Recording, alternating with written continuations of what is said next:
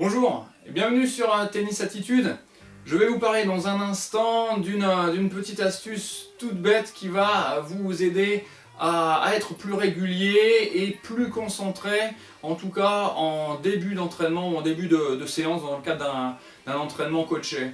Alors pour ceux qui me suivent d'habitude sur le blog, vous remarquez que je teste en ce moment une nouvelle forme d'article, donc par l'intermédiaire du format vidéo. J'espère que ça vous sera profitable et que je pourrai être de meilleurs conseils encore pour vous aider à progresser dans votre tennis. Alors, cette astuce que je vous révèle dans un instant pour augmenter votre régularité dans l'échange, il est parti d'un constat. En fait, parfois au cours de mes séances, dans les premières minutes de l'échauffement, je constate un grand nombre de fautes de la part des élèves. Donc que ce soit un entraînement à 2, plus orienté sur la compétition, un entraînement à 4 ou 5 parcours, ou dans un contexte où on joue sur moitié de terrain, donc on appelle ça l'échauffement en ligne. Cet échauffement-là doit permettre aux joueurs de rentrer dans la séance, de se préparer à aborder le thème qui va être abordé par l'enseignant, et donc dès les premières minutes, il serait bon de pouvoir avoir de bonnes sensations, en tout cas de tenir la balle en jeu.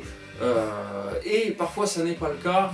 En 2 ou 3 minutes, il y a déjà énormément de balles sur le terrain, donc c'est vraiment le signe qu'il y a beaucoup de fautes, que les joueurs jouent 2 ou 3 frappes maximum, qu'ils sont obligés d'aller rechercher les balles dans le panier ou dans leur poche. Et donc je pense réellement qu'on peut faire mieux pour un échauffement. Donc l'astuce tout simple, c'est une balle par binôme.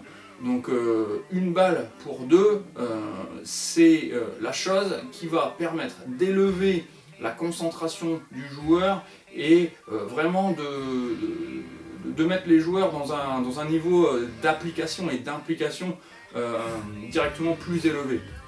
Faites-le.